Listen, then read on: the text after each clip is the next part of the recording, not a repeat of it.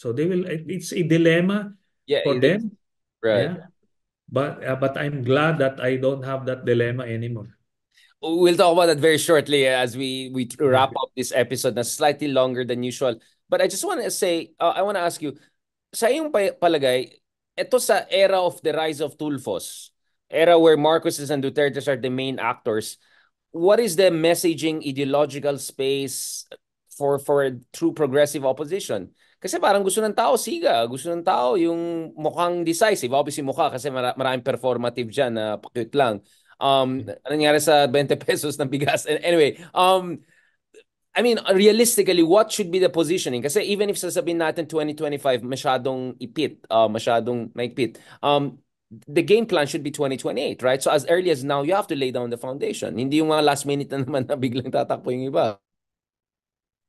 Well, I think doon muna sa basic, no?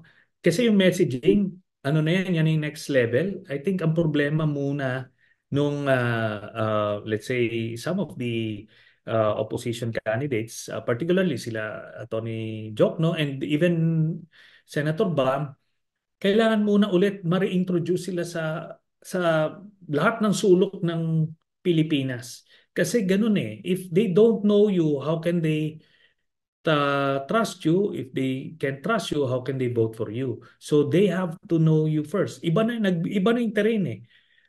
There is a significant chunk of the voting population na hindi nila alam at all about the existence of the pink. Hindi nila alam sino to, sino si Bam, sino si Trillanes, Wala na sa radar hindi. nila. Oh. Wala na. Kasi wala na doon sa algorithm nila. Hindi pumapasok sa mundo talaga nila.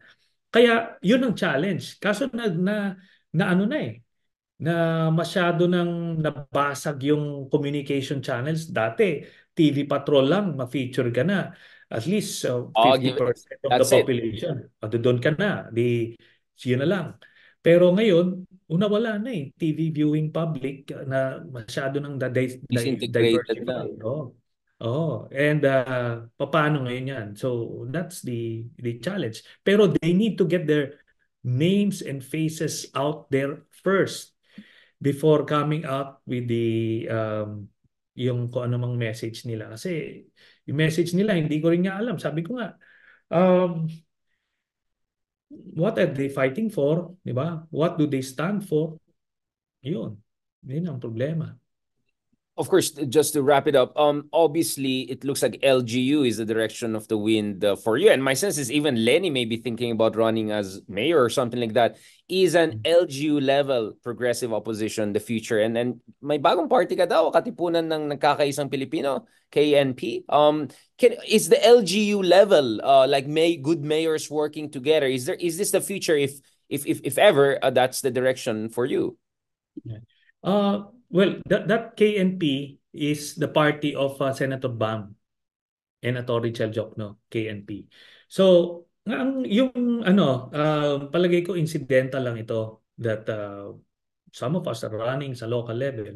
But ano kasi, we're talking about 1,500 cities and municipalities. Hindi talaga siya ano. And once assuming you win as a local executive, ano siya, it's a full-time job. Talagang the problems would overwhelm you, Stare would you in the consume face, you. yeah. Oh, would consume you na tipong ito na yun eh. Mabibitawan mo yung anything strategic. So, yun. But I think yun ang kailangan especially for yun, yung Caloocan. Siya yung pinakang maraming mahirap sa buong Pilipinas. Saka yung EJK cases, ang dami rin. Di ba? Nung time Oo, ni sa Digong. So, Caloocan. Siya yung number one, no? Kaya napag-iwanan na talaga siya. Yun. and lastly, on a personal level, do you think an executive elected position will also make you a better leader and person for that matter? I mean, having already served in the Navy, having served in the Senate, is this also a new layer of leadership you're trying to explore and nurture in yourself? I believe so. And I think this is going back to my roots ano at ito yung this is the basically the leadership training that I got sa PMA, the educational background na kinuha natin sa iba't ibang graduate schools. Kumbaga, ito yon, this is it. More than being a legislator, I think this is it, no? We're more tailor-fitted for this kind of work than even as a legislator because doon talagang fish out of the water ako eh. As a legislator, we did our best. We tried to accomplish the missions as a legislator, but ito mukhang sa executive level, executive branch, mukhang ito yung ano natin, linya. On that note, thank you very much, Senator Trillanes. I want to talk to you a lot about a lot of issues, including itong TikTok ko, biglang nag-overheat yung phone ko. Eh. Nothing suspicious here, right? Pinag-usapan lang naman natin ng China and West Philippines. Never sa any of my life nag-overheat biglang yung phone ko. So this is really weird.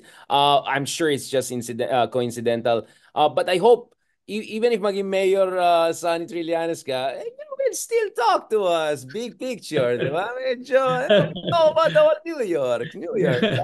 Sana, Yes. Senator, hindi ka mawala sa national. Alam ko yan, marami tayong mga kaibigan ng mayors, talaga sobrang busy sila eh. Like, oh my God, like every day, yung mga issue ng pipeline, mga pipes, mga drainage, ganun. But we hope we can still pick your mind. But long way until then. So hopefully we can catch up before Matagal pa. election start. Yeah. Matagal pa. Marami pang Matagal pa. updates yan. And the next few months, talagang medyo, ano yan, interesting. Yeah. Living in very interesting times. Ka Yun nga hopefully this time it works in the other way kasi the interesting time last time was pro-China. Medyo Mao Zedong interesting times. Salamat, Yes. Sonny Trillanes. Grazie, Antonio. Thank you very much. Let's continue this conversation.